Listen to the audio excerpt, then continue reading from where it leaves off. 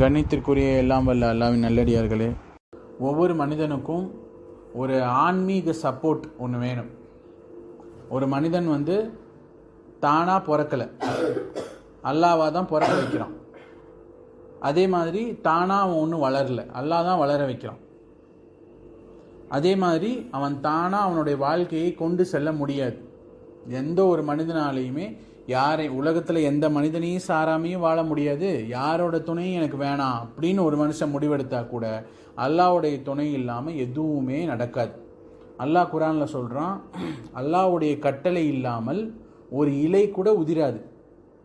ஒரு மரத்தில், உலகத்தில் எவ்வளவோ மரம் இருக்குல்ல, ஒரு மரத்தில் ஒரு இலை காஞ்சு உழுவணும்னா கூட அல்லாஹ்வுடைய நாட்டம் இருந்தால் தான் உழுவும். அல்லாஹ் நீ உழுவுன்னு கட்டளை போட்டால் மட்டும்தான் அது உழுவும். நம்மளை சுற்றி நிறைய விஷயங்களை அல்லாஹ் நிர்ணயிச்சிருக்கான்.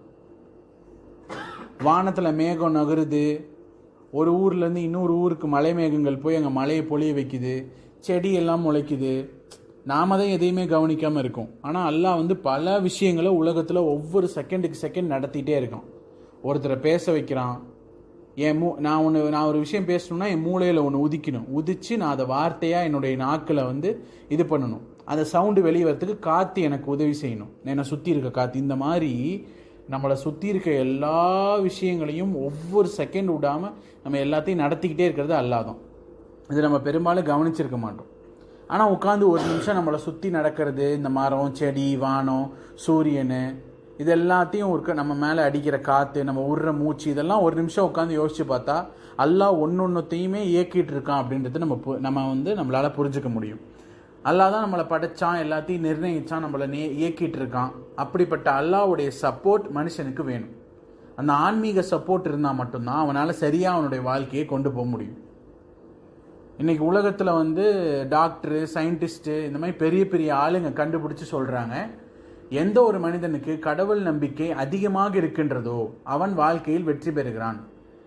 அவனுக்கு வர கஷ்டமெல்லாம் பெரிய ஒரு கஷ்டமாகவே அவனுக்கு தெரிய மாட்டேங்குது. சரி விடு, நம்மளுடைய இறைவன் பார்த்துக்குவார், அல்லாஹ் நமக்கு பார்த்துக்குவான், அல்லாஹ் நமக்கு சரி பண்ணி வைப்பான் அப்படின்னு அதை மனசு தேத்தி வந்துடுறான். அவனுக்கு ஏதாவது தாங்க முடியாத சந்தோஷம் ஏற்பட்டால் எல்லாம் அல்லாஹ்வுடைய புகழ் தான், நம்ம கையில் என்ன இருக்குது அப்படின்னு ஆணவம் கொள்ளாமல் கீழே இறங்கி விடுகிறான் அப்படின்னு சொல்கிறாங்க. அப்போ ஈமானுங்கிறது நம்ம அல்லாஹ்வை நம்பி இருக்கோம், அந்த நம்பிக்கைங்கிறது எவ்வளோ முக்கியங்கிறத நம்ம புரிஞ்சுக்கணும். அதே மாதிரி ஆன்மீக சப்போர்ட் வேணும் அப்படின்னு நான் சொன்னேன். ஆன்மீக சப்போர்ட்டை நமக்கு அதிகமாக கொடுக்குற ஒரு முக்கியமான செயல் என்ன அப்படின்னா பள்ளிவாசலுக்கு போகிறது.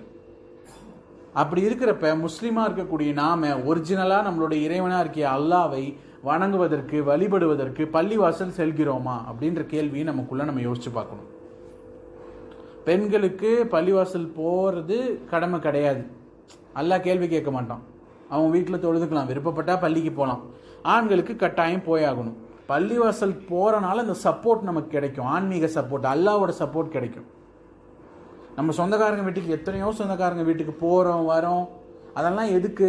அவங்க வீட்டுக்கு போகணும்னு நமக்கு ஒரு ஆசையாக இருக்குது. அதனால் இஸ்லாம் என்ன சொல்லுது? அல்லாஹ்வுடைய வீடு தான் பள்ளிவாசல்னு சொல்லுவோம். உலகத்தில் உள்ள எல்லா பள்ளிவாசலையும் எடுத்துக்கோங்க. சாதாரண சிமெண்ட் அட்டை போட்ட பள்ளியாக இருக்கட்டும், பெரிய பெரிய ஜாமியா மஸ்ஜித் மாதிரி பெரிய பெரிய பள்ளியாக இருக்கட்டும், ஏன் டெல்லி ஜும்மா மஸ்ஜித்லேருந்து சவுதி அரேபியா இருக்க மக்கா, மதினா வரைக்கும் உலகத்தில் உள்ள எல்லா பள்ளியும் அல்லாஹ்வோட வீடு தான். இப்போ அல்லாஹ் தான் நமக்கு எல்லாம் நடத்தி தரான். அல்லாஹ்வோட வீட்டுக்கு போகணும்னு நமக்கு தோணவே மாட்டேங்குது பாருங்கள். இப்போ ஷைத்தானுடைய திசை திருப்பல்லேருந்து இனி வரக்கூடிய காலங்களில் பள்ளிவாசலுக்கு போகிறதுக்கு எல்லாரும் முயற்சி செய்வோம். பள்ளிவாசலுக்கு போனால் தான் ஆன்மீக சப்போர்ட் கிடைக்கும். ஆன்மீக சப்போர்ட் கிடைச்சாதான் நம்மளால் வெற்றி பெற முடியும். அல்லாஹ் தான் இயக்கிட்டு இருக்கான் இந்த உலகத்தை, அல்லாஹ் தான் நம்மளை வாழ வைக்கிறான், அல்லாஹ் தான் நமக்கு ஒரு மிகப்பெரிய சப்போர்ட்டு. அல்லாஹ் இல்லைன்னா நம்மளால் ஜெயிக்க முடியாது. அப்படிப்பட்ட அல்லாஹ்வுடைய வீடாக இருக்கிற பள்ளிவாசலுக்கு நம்ம போகணும். ஐவேளை தொழுகையாக இருக்கட்டும், ஜும்மாவாக இருக்கட்டும், வேறு எந்த ஒரு விஷயமா இருக்கட்டும், நம்ம வெளியே பயணத்தில் இருந்தாலும் எல்லா பக்கத்தில் சுற்றி பள்ளிவாசல் இருக்கும், போய் அங்கே தொழுது திரும்ப வர்றது. மாற்று மதத்தவர்கள் கோயிலுக்கு, சர்ச்சுக்கெல்லாம் போகிற அந்த ஒரு ஞானம் நமக்கும் வரணும். நமக்கு நம்ம அல்லாஹ்வுடைய வீட்டை நம்ம அடிக்கடி போயிட்டு வரக்கூடிய ஒரு சூழல் இருந்தது அப்படின்னா கண்டிப்பாக நம்ம ஜெயிப்போம் அப்படின்றத நான் சொன்னேன். இந்த உரையில் இன்னொரு ஹதீஸை மட்டும் நான் சொல்லி முடிச்சுக்கிறேன். ரசூலுல்லாஹ் சொல்கிறாங்க, நம்ம மக்களை பள்ளிவாசல் போகிறதுக்கு ஆர்வம் ஊட்டுறதுக்கு ஒரு முக்கியமான செய்தியை ரசூலுல்லாஹ் சொல்கிறாங்க. இதை கவனிங்க.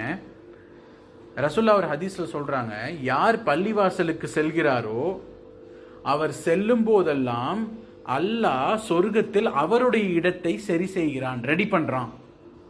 இப்போ ஒரு கெஸ்ட்டு நம்ம வீட்டுக்கு வராங்க, நம்ம சொந்தக்காரங்க யாராவது ஒருத்தவங்க வீட்டுக்கு வராங்கன்னா டக்குன்னு வீடெல்லாம் நம்ம சுத்தம் செய்ய ஆரம்பிச்சிருவோம். வீடெல்லாம் சுத்தம் செஞ்சு பாயெல்லாம் கரெக்டாக விரிச்சு பாத்ரூம்லாம் க்ளீன் பண்ணி எல்லாம் பொருள்லாம் அடுக்கி வச்சிருவோம். எதுக்கு? அவங்க வந்தால் வரவேற்கிறதுக்காக. நாம் பள்ளிவாசல் கிளம்புனா நம்ம சொர்க்கத்தில் இருக்க போகிற இடத்த எல்லாம் சரி பண்ணுறானோ. அப்போ யோசிச்சு பாருங்கள், பள்ளிவாசல் போனால் இன்டைரக்டாக சொர்க்கம் போகிற மாதிரின்னு ரசூலுல்லாஹ் சொல்கிறாங்க. இப்போ பெண்களுக்கு கடமை இல்லை, அல்லாஹ் கேள்வி கேட்க மாட்டான் அப்படின்னா வாழ்நாள் முழுக்க பள்ளிவாசல் போகாமல் இருந்தால் பெண்களுக்கு இந்த ஆன்மீக சப்போர்ட் கிடைக்காது. ஆண்களுக்கு கட்டாயம் போய் தான் ஆகணும். ஆனால் போகாமே இருந்தால் அந்த ஆன்மீக சப்போர்ட் கிடைக்காது. மறுமையில் போய் அல்லாட்ட பதில் சொல்லணும். அப்போ நீங்கள் பள்ளிவாசல் போக ஆரம்பிச்சிங்கனாலே உங்கள் வாழ்க்கை மாறிடும். நீங்கள் இன்மையிலையும் ஜெயிச்சிடலாம், மறுமையிலையும் ஜெயிச்சிடலாம். அல்லாஹ் வந்து சொர்க்கத்தில் அவன் இங்கே தானே வரப்போகிறான் அப்படின்னு அந்த இடத்த ரெடி பண்ணுறானா. யோசிச்சு பாருங்கள், பள்ளிவாசலுக்கு பஞ்சம் இல்லை. ஒரு கணக்கு சொல்லுது, இந்தியாவில் வந்து 4 லட்சம் பள்ளிவாசல் இருக்குன்னு சொல்லுது. இந்தியா முழுக்க பள்ளிவாசலுக்கு பஞ்சமே இல்லை. தெருவுக்கு பள்ளிவாசல் இருக்குது. அப்போ பெண்களை அனுமதிக்கிற பள்ளியில் பெண்கள் போங்க, ஆண்களை எல்லா பள்ளியிலையும் அனுமதிப்பாங்க. ஆண்கள் தர்காவுக்கு தான் நம்ம போகக்கூடாது. ஆனால் நம்ம தர்காவுக்கும் போகிறதில்ல, பள்ளிக்கும் போகிறதில்ல.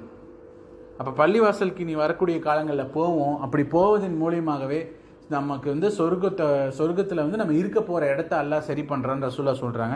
இன்று கேட்ட அனைத்து விஷயங்களையும் புரிந்து கொள்ளக்கூடிய பின்பற்றக்கூடிய பாக்கியத்தை இறைவன் நம் அனைவருக்கும் தந்த அருள் செய்வானாக என்று கேட்டு நிறைவு